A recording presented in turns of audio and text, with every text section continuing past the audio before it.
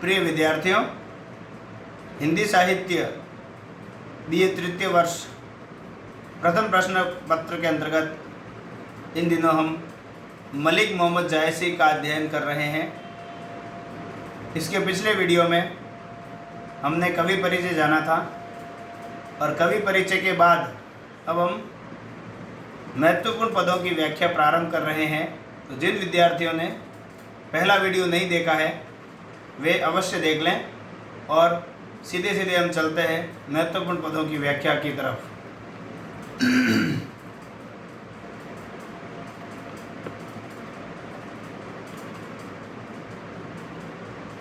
तो पहला पद हम प्रारंभ करते हैं। सिंहल द्वीप कथा अब गावों, ओसो पद्मिनी बरनी सुनावों, निर्मल दर्पण भांति विशेखा, जो जेहि रूप सो तैसड़ देखा, धनी सो दीप जह जह दीपक बारी, ओ पद्मिनी जो दई सवारी, सात दीप बरने सब लोगू, एको दीप नहीं सरी जोगू, दिया दीप नहीं तस उजियारा, सरल दीप सरी होड़ न यारा, जम्बू दीप कहाँ तस नाही, लंक दीप सरी पूज न छाही, दीप गभस्थल आरन परा, दीप महुस्थल मानुष हरा, सब संसार प्रथमई, आए सातो द्वीप, एक दीप नहीं उत्तम, सिंहल दीप समीप। अब हम देखते हैं शब्दार्थ।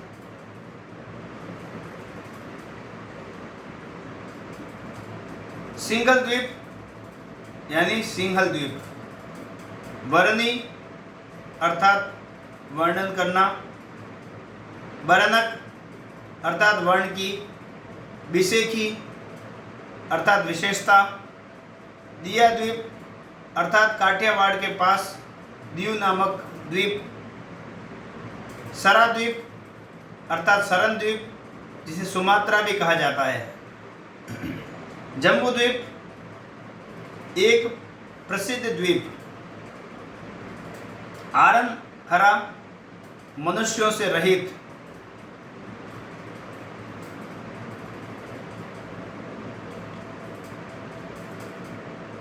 अब हम देखते हैं इसकी सब प्रसंग व्याख्या। पहले प्रसंग, प्रस्तुत पंक्तियां मलिक मोहम्मद जायसी के पद्मावत के सिंहल द्वीप वर्णन खंड से अवतरित हैं। प्रस्तुत पद में सिंहल द्वीप की विशेषताओं का वर्णन किया गया है। व्याख्या देखते हैं हम लोग। कवि जायसी कहते हैं कि मैं अब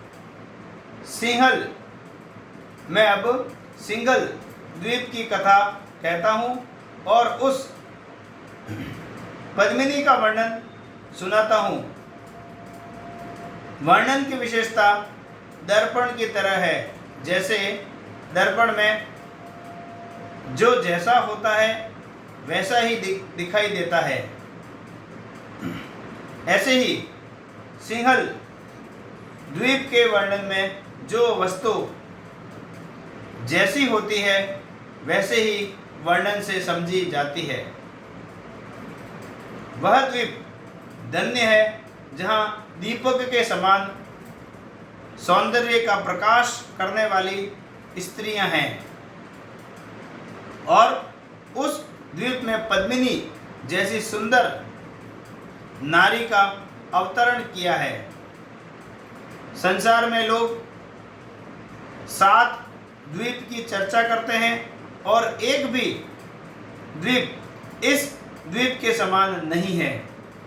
दिया द्वीप में वैसा उजियारा नहीं है, सरन द्वीप उसके बराबर नहीं हो सकता। जम्बू द्वीप के बारे में क्या कहें, यह भी सिंहल द्वीप जैसा नहीं है। लंका द्वीप तो उसकी परछाई जैसा भी नहीं है। गबस्थल द्वीप में जंगल पसरा हुआ है। महुस्थल द्वीप में मनुष्य भी नहीं रहते। इस संसार में सर्वप्रथम ये 7 द्वीप ही आए हैं। इनमें से एक भी द्वीप भी सिंहल द्वीप के समान उत्तम नहीं है। अब हम देखते हैं टिप्पणी। कड़वक छंद का प्रयोग हुआ है। दोहा चौपाई शैली अवधि भाषा का प्रयोग हुआ है। अनुप्रास अलंकार की योजना है। सिंहल द्वीप की विशेषताओं का उल्लेख है। जहाँ पर दोहा चौपाई शैली है उसे विद्वानों ने कड़वक छंद का नाम दिया है। विद्यार्थियों, अब हम चलते हैं पद संख्या 2 की तरफ। गंधर्व सेन सुगंध नरेशु, सो राजा वह ताकर देशु। लंका सुना जो रावण राजू, तेहु चाही बड़ ताकर साजू। 56 कोटि कटक दल साजा, सबे छत्रपति ओ गढ़ राजा। 16 सहस घोड़ सारा, श्याम करण अरु बांक तुकारा। 7 सहज हस्ती सिंगली, जनु कविलास ऐरावत बली। स्वयं अश्वपतिक सिर मोर कहावे, गजपतिक आंकुश गज नावे। नरपतिक कह और नरेंदु, भूपतिक जग दूसर इंदु। ऐस चक्रवय राजा बहु, खंड भय होई। सबे आई सिर नावही, सरबरी करे कोड।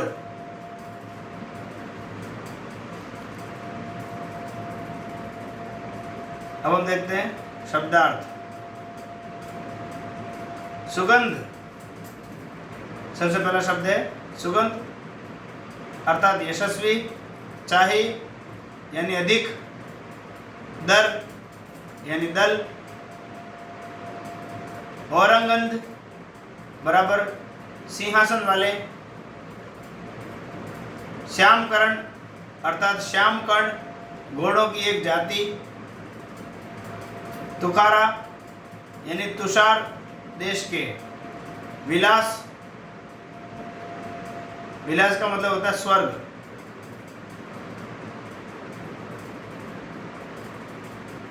अश्वपति का अर्थ होता है अश्वपति,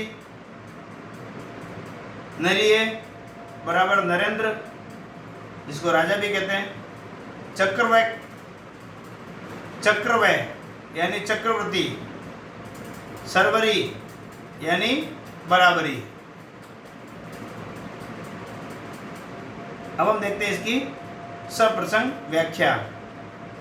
सबसे पहले प्रसंग, प्रस्तुत पद, प्रस्तुत पंक्तियां मलिक मोहम्मद जैसी रचित पद्मावत के सिंहल द्वीप वर्णन खंड से ली गई है। प्रस्तुत पंक्तियों में गंधर्व सेन राजा के यश का वर्णन किया गया है। व्याख्या हम देखते हैं। प्रस्तुत पंक्तियों में मलिक मोहम्मद जैसी सिंहल द्वीप के राजा के यश का वर्णन करते हुए कहते हैं, कि गंधर्व सेन प्रसिद्ध राजा था, वह राजा था और वह उसका देश था। लंका का राजा रावण था, उसके राज से भी बढ़कर उसका राज था, अर्थात गंधर्व सेन का राज था। उसके यहाँ 56 करोड़ सेना का दल सुसज्जित था और वह सब सिंहासनस्थ राजाओं का भी राजा था। उसके घुड़साल में 16,000 घोड़े थे। वे श्याम कर्ण जाति तथा तुषार देश के थे। उसके पास 7,000 सिंगली हाथी थे, जो कि स्वर्ग के ऐरावत हाथी के समान शक्तिशाली थे। वह अश्वपति राजाओं में सिरमौर था।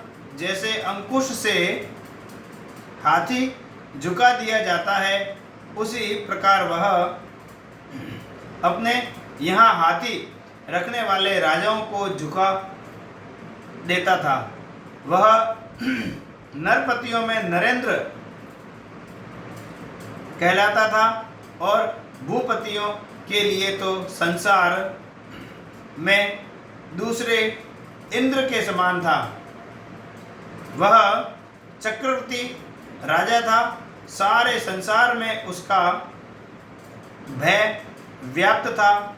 सब आकर उसे सिर झुकाते थे और कोई भी उसकी बराबरी नहीं कर सकता था। अब हम देखते हैं टिप्पणी। अवधी भाषा का प्रयोग किया गया है। चौपाई दोहा शैली का प्रयोग किया गया है। तो आप कह सकते हैं कड़वक छंद है यहाँ पर भी। इसके अलावा व्यतिरेक, उपमा व अनुप्रास अलंकार का प्रयोग हुआ है और राजा गंधर्व सेन के पराक्रम का वर्णन इसमें किया गया है। मलिक मोहम्मद जायसी का अध्ययन हम अपने आने वाले वीडियो में भी जारी रखेंगे। महत्वपूर्ण पदों की व्याख्या करेंगे। आप सारे वीडियो देखते रहें। आप सभी का बहुत बहुत धन्यवाद।